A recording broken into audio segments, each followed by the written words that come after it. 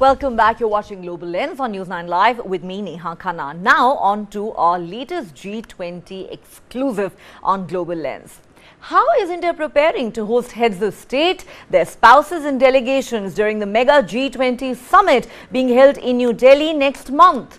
From ensuring seamless meetings to making elaborate security and transport arrangements, including bulletproof luxury cars, offering hotel accommodation, hospitality, special Indian cuisine, souvenirs and gifts, holding handicrafts exhibitions, a complete shopping experience, and essentially offering a taste of incredible India to all the world leaders and VVIP guests who are going to descend on India's capital. There is just so much that goes into organizing a world-class summit. And make no mistake, India is pulling out all the stops. You wonder how?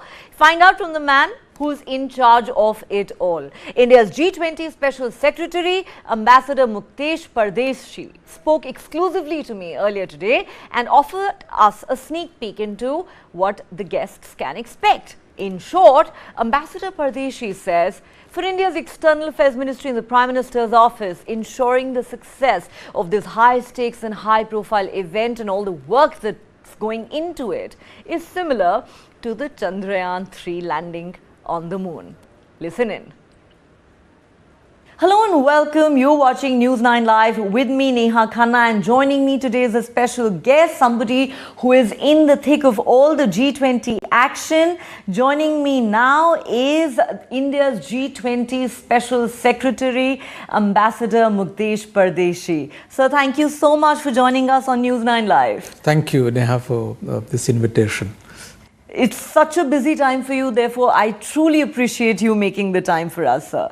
Now, I think it would be safe to say that this is perhaps the biggest global event that India has ever hosted. We're going to have top world leaders descending here in the national capital. The spotlight of the entire world will be on India. There is no doubt that this is a huge opportunity for India to showcase its multiple strengths. As somebody who is at the heart of it all, how do you perceive this? No, as you rightly said, this is, I would say, for the Ministry of External Affairs and for us diplomats, this is like a Chandrayaan-3 moment.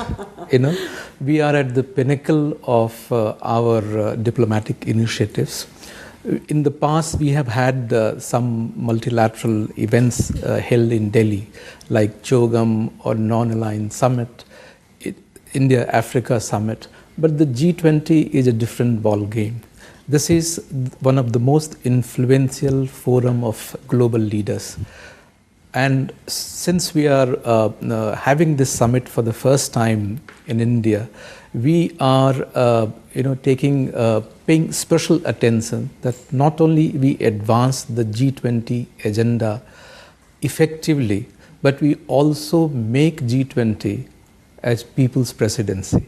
So these are the two things. We advance G20 agenda by taking the agenda forward in through Sherpa and finance track, but we also take diplomatic initiative to the grassroots. We connect this momentous task with people's interests, people's concern, and our national priorities. There is no doubt that, India's presidency has been a very unique one. It is being described as a people's presidency, and I think that's what makes it truly special. But, I want to ask you this. Again, as somebody who's so deeply involved in organizing this mega event, it's a great opportunity, a moment of pride for all of us.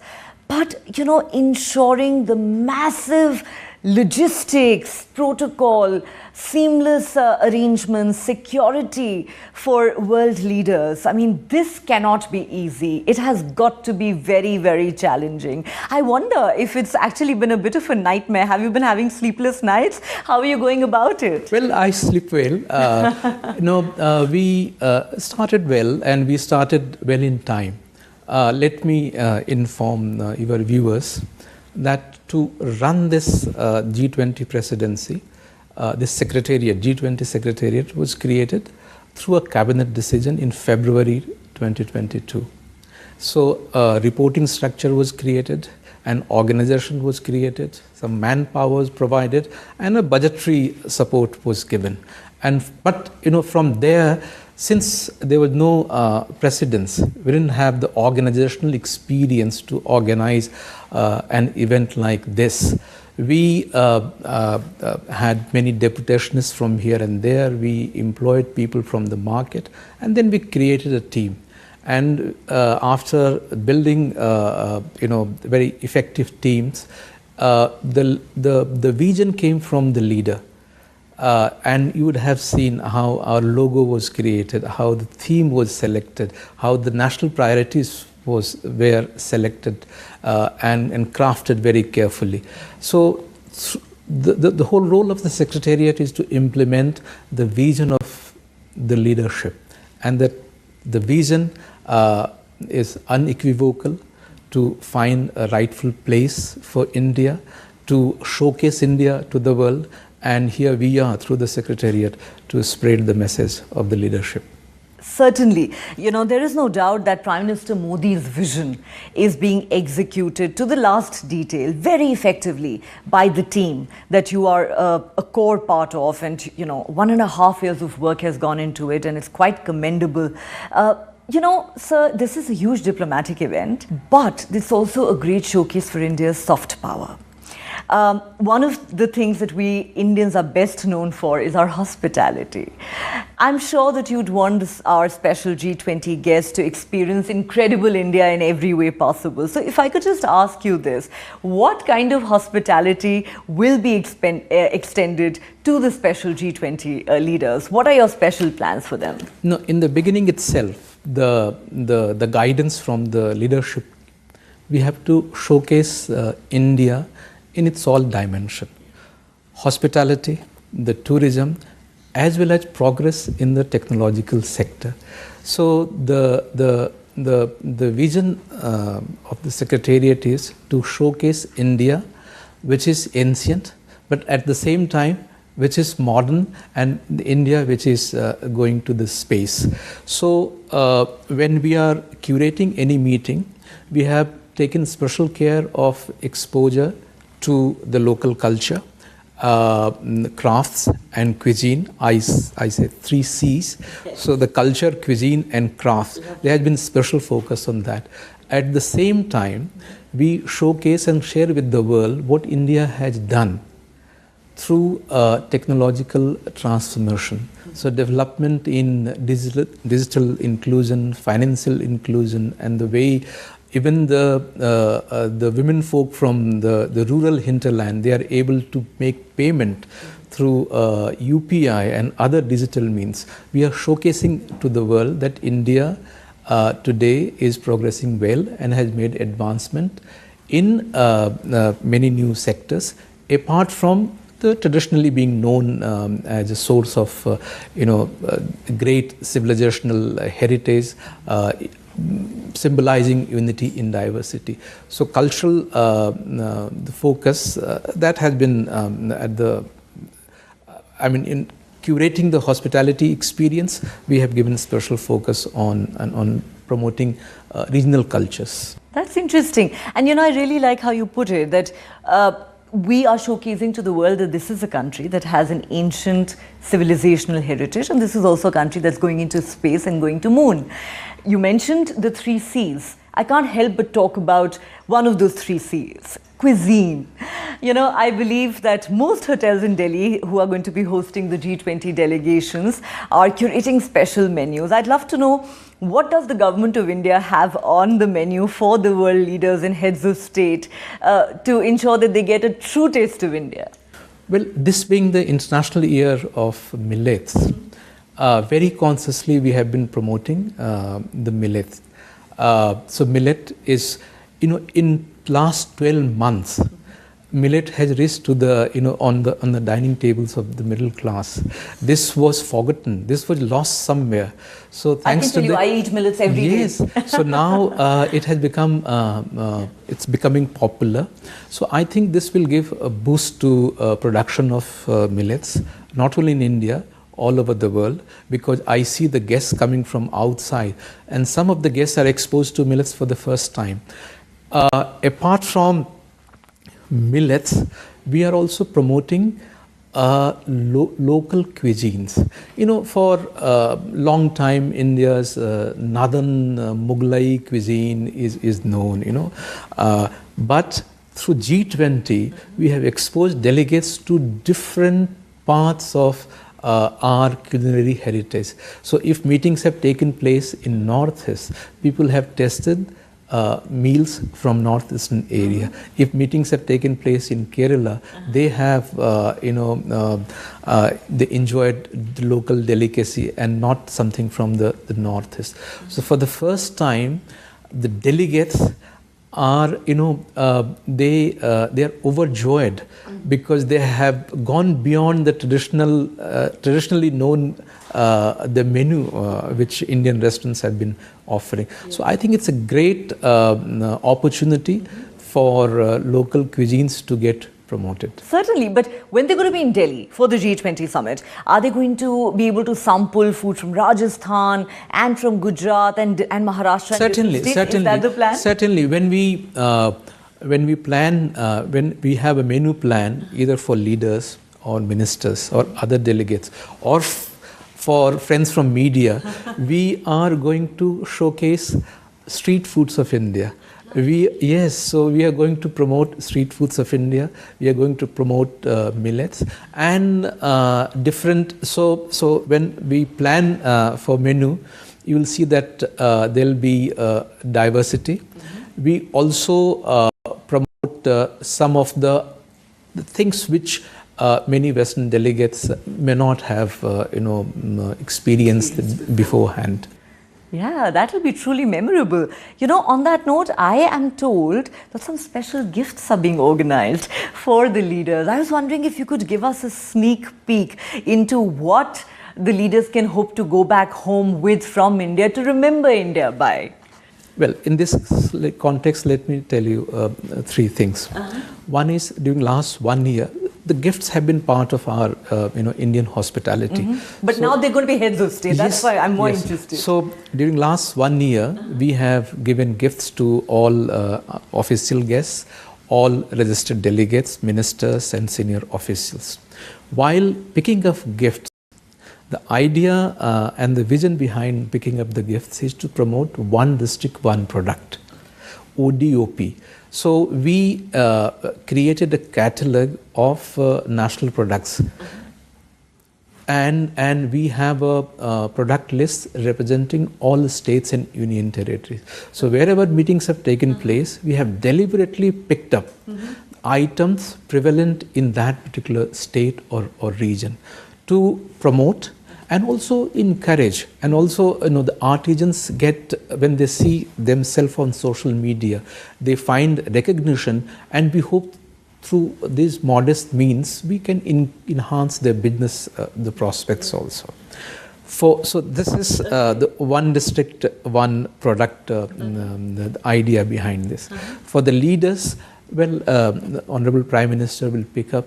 He has been in the G20 for, he's one leader who will be attending 10th G20 summit. 10th? Yes. Wow. This time is the host. Yeah, as a host. So, and he has known leaders. So, out of his friendship and, acquaintance, he'll pick up some gifts. Are you telling me he's going to handpick gifts for the heads of state? Yes. That is fascinating. Yes. So we, from the Secretariat, we provide a list, a menu, and Honorable Prime Minister will pick up. There are certain ideas which have been shared with the G20 Secretariat. Are you willing to share those with us? Because our viewers are very curious, I can tell you. Well, we are awaiting the leader decision, and that's a privilege that rests with the Prime Minister office. So at some point of time, I'm sure it will be shared, but at this point of time, it's a privileged information. So I do not have that the luxury to share with you. And the third thing which we'll do, during the G20 summit, we are going to create a crafts bazaar next to the International Media Center. We have taken entire hall.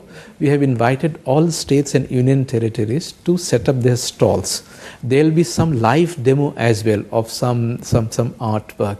So the delegates and media friends, they'll be busy. They may not have enough time to go and shop around. So they will have a shopping experience at the venue itself. You know, I'm so glad you brought this up, because I was wondering, if all the shops and markets in Delhi are going to be shut, where will the delegates and their spouses shop? We are going to create this exhibition as well as a shopping experience for and at very affordable cost, at the same price that we get at the Emporia. Rather, I would say specially curated, and the items which the delegates may like to pick up. If they are short of time, they may not have opportunity to go. So this will be within the venue itself? Within the venue, in hall number 3, the whole area is being converted into craft bazaar. That's wonderful. Representing all Indian states and Union territories. As somebody who loves shopping, I can tell you, I'm pretty sure your guests are going to love this idea. And I mean, when you come to a country as rich as India, you definitely want to take home souvenirs. And again, their focus would be especially on 2 items. Once again, one district, one product, and then GI products. There are several items, especially known and attached to a particular region. So we are promoting ODOP as well as GI products. That's wonderful. So plenty to look forward to apart from the official meetings. So, yes. And this will also occupy media friends and other delegates. Whenever they get some spare time, they can just go across to the craft bazaar. Sounds fantastic. I would love to squeeze some time out for this. I think a lot of people are also wondering, are many heads of states and their delegations and spouses likely to head to, let's say, Agra to experience the majestic grandeur of the Taj Mahal? Have you been getting a lot of those requests for those arrangements? Let me share with you. We are curating a special program for the spouses. Wonderful. And the spouses will be taken to Pusa Institute, where there'll be sessions on livelihood, women-led development, and of course millet, etc. So that's an experience, more educational experience for them. And then they will get an opportunity to see some art exhibition at Jaipur House. They'll also get an opportunity to savor street food there at the Jaipur House, as well as some shopping experience. They will also visit and pay respects to the father of the nation, Rajghat. Yes. And are there any requests for people wanting to go to Agra or Rajasthan? Are there those requests too? I have not come across, but whenever there is some request, I mean, there is a set mechanism. What we have done from the G20 Secretariat, each delegation, we have carved out a liaisoning team of a few officers. So they are in touch with the embassies. If there is special request, with the help of the protocol, these people will be able to organize. So each leader, each spouse, each delegation, they are dedicated officers attached from the G20 Secretariat as well as the Ministry of External Affairs and from the Delhi Police to look after such requests and also to help in facilitate their movement. Assist them in any way that they might like. That's right. Okay, that's very interesting, because it is almost a regular feature for world leaders coming to India to either visit the Taj Mahal in Agra or to go to Rajasthan. We'll have to wait and see, of course, if they have the time. Let's now shift our focus for a moment to the massive security arrangements that are being put in place. Protecting some of the most protected leaders in the world cannot be easy, including the US president, who's probably the most protected leader in the world. Now, we believe that many of these countries, will bring their own armored vehicles. The US does that. But of course, India is also making massive preparations. We've been given to understand that the government of India has leased many bullet-resistant luxury vehicles. Somewhere I read at a cost of 18 crore. Can you tell us a little bit more about that? All those elaborate security arrangements, the cars? That's a part of our, hospitality arrangement. And providing adequate security. Because it's a huge issue, We have so far, almost hosted 200 meetings, and we are very much, it's gratifying to know that all meetings have gone, they have been incident-free. So going by the reputation of the India, we have to make all arrangements, go out of the way to ensure fullest security to visiting delegations. So as part of the standard, the protocol norms and hospitality arrangements, we are of course offering to visiting leader bullet resistant, the vehicle. Then it's the ambulances, there will be some, alternative vehicles and vehicles for the rest of the delegation, baggage vans. These are the standard drills in any visit of the leaders. It's nothing out of the place. I mean, this has been done for visiting leaders. Of course, we do not have on the strength of MEA so many bullet resistant cars on our portfolio, so we have to lease out some cars for specific event. And that's why you might have read about in the newspaper. Yes, we are leasing certain number of BR cars for limited duration. I also read that Delhi seems to have run out of luxury cars because the government of India has booked them all. You see what happens, there's so much demand. Yes. Demand is from the G20 Secretariat itself. Okay. We have a transport management company, and so from our side we have to give certain number of vehicles to each visiting delegation, and there are at least 40 of them. Good Lord. Has it been a challenge? Yes. Let me ask you. And then, Delhi, in some other places where we had, small places where we had the G20 meeting, there were challenges. But here not in Delhi. Yes. So no, in Delhi, no, because Delhi is resourceful. It's a big hinterland that here, and many times transport agencies, they have all India network. We have seen some meetings. Suppose in Northeast, our transport agencies, they took cars from Delhi. Okay. So Delhi is well equipped. So these agencies, sometimes in Delhi, if there's a shortfall, they will go to maybe Rajasthan, they will go to Agra, they might go up to even Mumbai or Pune or Bangalore. So they have all India network. So there is a heavy demand from G20 Secretariat. We also need car. Clearly. Because we have a large number of people deployed with the delegations. Yes. Plus embassies, they need fleet of spare cars to take care of their own delegations. Exactly. So, some big delegations may require 50, 60, sometimes 100 cars also. One delegation may require 100 cars. Yes. Could be more also. Good Could Lord. be more. I mean, depending on the size of the delegation, and you can imagine well, some delegations are quite big. Yes. So the embassies, they do not have so many cars. So the government has to then provide. No, they will hire out from them. We don't. We provide fixed number of vehicles, and our norm is fixed. Okay. Each delegation, big or small, depending on the size of delegation, how many people are coming, how many ministers are there, how big is it, will give a standard component from our side. That's a part of our, yes. But in case embassy requires more cars to support the movement of their delegation, then they have to hire out. Okay. And you can imagine there's so many high-level officials and ministers will be there apart from leaders in the town. That's why there is a huge demand for huge demand, and apparently cars completely running out, which is understandable. I'm pretty sure Delhi is going to turn into a fortress, and understandably so. The summit is on the 9th and the 10th of September. President Biden arrives on the 7th, and I believe most of the other arrivals are going to happen on the 8th. Correct me if I'm wrong, the 8th, which was Friday, has been declared a public holiday. But how exactly do you, plan to manage traffic in Delhi on those 3 days? What are the things that Delhiites need to keep in mind? Stay home? Best thing to do? No, very careful consideration has been given that while we offer the best hospitality and comfort to visiting delegations, our citizens are also not inconvenienced. So you will see the decision of the holiday is the best decision.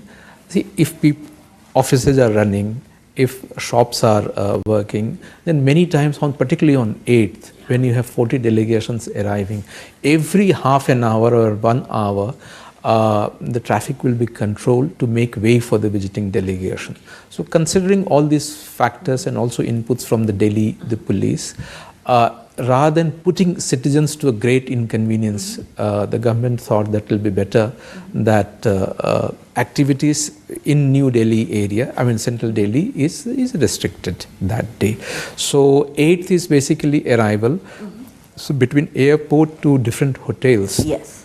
There'll be, traffic restriction. Traffic restriction. Whenever the movement takes place from, say, from the airport to Hotel Imperial in Connaught Place, the whole route, will be sanitized, and for some time until the leader has reached the hotel, it will be controlled by the Delhi police. That's why the government is encouraging people. This is a good time to go out or stay home, work from home. A lot of people have taken this opportunity to go on a long weekend holidays. Yes, I think my personal suggestion, and I'll encourage people also to take some time off during the long weekend. Yeah, spend time with family and friends, Yes. maybe go out of Delhi. Yes. That is a good idea. I totally agree.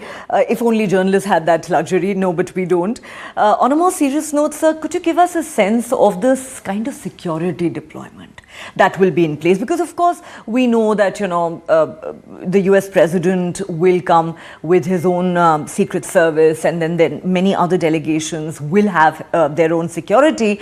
But Delhi, at the end of the day, is responsible for the security of all these leaders. Give us a sense of the kind of security deployment that's being made. Well, almost for a year, Delhi police and all related the security agencies have made a foolproof security and contingency plan. And the security also involves all kinds of facilitation, traffic management, medical evacuation. So in all hotels, all venues, we have medical centers being established. So in convention center, we'll have 3 medical setups in the main the venue, in the media center, in the official delegation, in Rajghat, in all hotels we'll have medical facilities. So any leader, any visiting delegation has any problem, that support is also provided by us. While as I said, while giving security cover to visiting delegation, we do not want to inconvenience our own people, and we expect, and we as the other day the Prime Minister has personally reached out to people that this is a great opportunity to showcase India. There will be some inconvenience, but please bear with us. Yes. Because this is part of the overall national the endeavor. So security, all kinds of contingency plan is in place and executed by Delhi Police. Delhi Police is one of the best metropolitan polices in the world. So we are working very closely with them. Do we have a sense of the number of security personnel who might be deployed? I think those kind of logistical planning is done by the Delhi Police, and it's a dynamic. But right. What I read and in the meetings that we have quick response teams created at different locations, including hotels, venues, and the places which are likely to be visited by leaders and also the spouses. Yeah. So this is a part of the security plan. Right. Now, I am told that not a single hotel room is available in Delhi during those 3 days. All the 5-star hotels are fully booked. Give us some idea about the accommodation that's being provided to the G20 guests. Well, we are expecting 8,000 to 10,000 people descending in Delhi during those days. So what happens, apart from the leaders, official delegations, we are expecting a large contingent of media people as well. So 2,000 to 3,000 people come not only from abroad but also from within India. There are so many the media representatives representing regional media. They would like to be in Delhi during those days and cover for their agencies. then you have air crew, you have medical contingent, you have the security component. So all require a room. So 10,000 rooms are required at different levels. For high-level delegations, we had shortlisted most prominent hotels. But while shortlisting prominent hotels, careful consideration was given to access, distance from the venue, distance from the airport, and also clearances from the security, the perspective. So I believe there are more than 20 hotels which have been taken by visiting leaders, and there will be several other hotels which will be occupied by visiting media people and visiting air crew as well. In the NCR? Yes, in the NCR. So, and everybody is looking for competitive tariff. But unfortunately, because of the supply and demand situation, the tariffs must be through the roof, I'm guessing. I understand. So, well, this is also beginning of the high season for tourism. Beginning September, October, the tourists start visiting different places. So that's why the prices may be on a little higher side. And this happens. This is not only this is not India specific. It happens everywhere. Everywhere. I mean, the last year in Bali, the hotel tariffs were very high during the currency of the G20 summit. Yeah, it's understandable. But one thing is there's a great business prospects in adding more rooms all over India. During last 1 year, I have seen there is a great business potential in adding more hotels in not only Delhi. There are several places where we badly need more hotel rooms. Yes, so I think this has been a great opportunity for hotels to maybe add more rooms. Would you want to tell us a little bit about the state-of-the-art convention complex that's been recently inaugurated at Pragati Maidan, the venue of the G20 summit? Well, first of all, this is a Pragati Maidan has been redeveloped under a master plan, principally to take care of the G20 summits and also upcoming MICE requirements. So I think Bharat Mandapam and the upcoming convention center in Dwarka will result into making Delhi an important MICE destination. What Bharat Mandapam offers, apart from the big convention center, there are several halls where you can have exhibitions. The Bharat Mandapam, the main international convention center, apart from the summit hall and adjoining leaders lounge, had facilities like plenary hall. There is a multi-purpose hall. There are 2 auditoriums where you can have, I think, 800, 600 people seated. And then the several bilateral rooms. So we have almost 20 bilateral rooms where leaders can meet each other. Then in adjoining hall number 14, we are creating delegate lounges. So all visiting delegations, each country will have a hall for themselves, a smaller hall, office space to set, strategize, maybe invite a media friend, have a cup of tea and chit chat. And then different halls, we are taking them to create media center, crafts, bazaar, etc. So this place is beautifully done, and I hope in the coming days this will become a great center of activities in New Delhi area. We certainly hope so, and we're looking forward to being there. You mentioned bilaterals. Can you throw any light on what kind of bilaterals we're likely to see, especially as far as the Indian Prime Minister is concerned? Well, I don't have the access to what. At this point of time, we have received several requests, which is very customary. I mean, all leaders who are coming to India, they would like to seek a few minutes from the host, the leader, and pay courtesy and then discuss bilateral issues. So it all depends. But, the host leader is also preoccupied with, the summary part. So depending on how much time the leader gets for bilateral meetings, I'm sure MEA will take a call how many bilateral meetings can be fitted.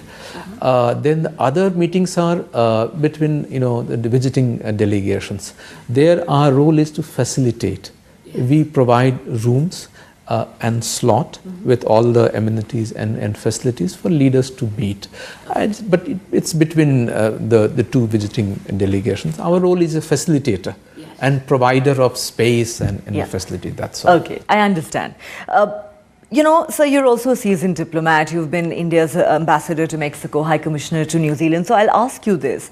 This is a major global event that India is hosting. What do you think it means for India's global stature, which has already risen in recent years? I think for me, there'll be two, at a personal level, two big takeaways when the presidency is done and we take lessons from there. One is I have seen during last 1 year, the Prime Minister is, the sense by involving youth and students and, people at the grassroots, there is a sense of, aspiration to lead, that the time of India has arrived. We have to play a greater role on the international stage. That has become a kind of national aspiration. So this is a sense I get throughout India. And the secondly, that is at a more diplomatic level.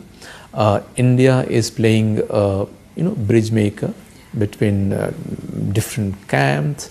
But what is important is we have taken upon ourselves to raise the voice of the global South. That is important. So connecting with the global South, raising its concerns and interests to a group which was not otherwise, linked to the global South, that will be important contribution of India in making of a new G20 presidency. Especially given that African Union is now likely to get full membership. That is entirely India's initiative and being lauded by the world. So, the Prime Minister's vision has primarily comprised two components. Correct me if I'm wrong. One is this should be taken to the people. It should be a people's presidency. And two, as you said, the focus has to be on the global South. So, apart from everything that's happened up until now, do you believe the G20 summit is also going to see a full realization of this vision of the Prime Minister? Yes, no, we have seen the summit, the culmination of all our Jan Bhagidari events. Yes. The very fact that we had our meetings spread all over India, and I must underline, no country has ever done this by taking a diplomatic event to each state and union territory. That has been the biggest national endeavor. So that itself, traveling through Diu or Dimapur or Ladakh or Lakshadweep, I have seen that people are thankful to the leadership, central leadership, that small town is included in the making of India's global aspiration. So that sense I got while traveling. So. And that has made our G20 presidency so people's people's presidency. I agree with you. Let me ask you this. As somebody who's so deeply involved and invested in the success of this grand event, what would you want India's G20 legacy to be like? Well, the legacy of the G20 presidency, one of course is, we get an opportunity to shape a global narrative about India. And this is a golden opportunity and has come at a time where, we have just celebrated 75 years of our independence, and we are looking forward to become a developed nation in next 25 years. So getting connected to the world and showcasing our talents and our aspiration to become global player, I think this will all be remembered as a G20's legacy for some time. Most certainly. Last couple of questions, sir, because I know you're very busy. President Putin has conveyed to Prime Minister Modi that he is unable to personally attend this summit. Do we have a confirmation of whether the Chinese President Xi Jinping will be here? Because a lot of people are curious. Well, the final input rests with the protocol unit of Ministry of External Affairs. But what I can say that we are expecting leaders from all the countries, and so in that spirit, we also expect a leader from China to attend. Okay, I think that's a good enough hint for me. Okay, and there's something that's happened today. China has come out with a new map, which, again, very provocatively for India, includes Arunachal Pradesh and Aksai Chin as part of Chinese territory. Obviously, this is something that has been objected to by India in the past, and this is happening again on the eve of the G20 summit, when we're expecting the Chinese president to be in New Delhi. How is the government likely to react to this?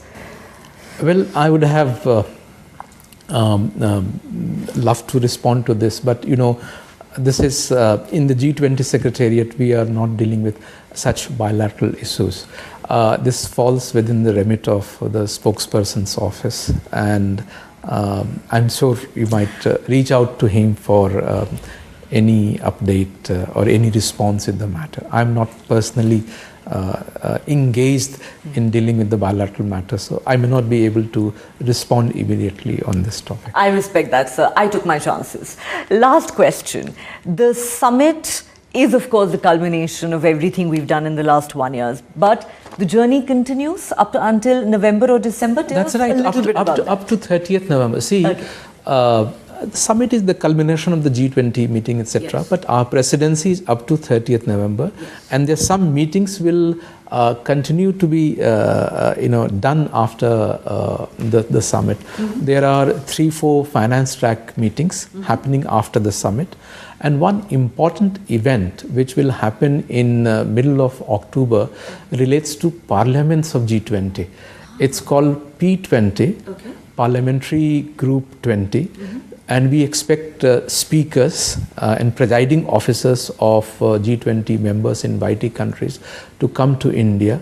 Most likely the event and the meeting is likely to take place in the newly built the parliament. And we'll be taking advantage of the P20 to promote the narrative that Bharat, India, has been the mother of democracy. Incidentally, during the summit also, we are going to create an exhibition on India, mother of democracy. So that connects very well with the theme of P20. Yes, and this is very interesting information for our viewers, that we can also look forward to P20 once the summit is over. On that note, Ambassador, thank you so much for making the time for our viewers to share your perspective and taking such wide-ranging questions on what we can expect at this very high-profile event that I can tell you all of India is looking forward to and very excited about. More power to you, sir, and here's wishing you all the best for a very successful event. Thank you, Neha. It has been a pleasure speaking to you. Thank you so much, sir.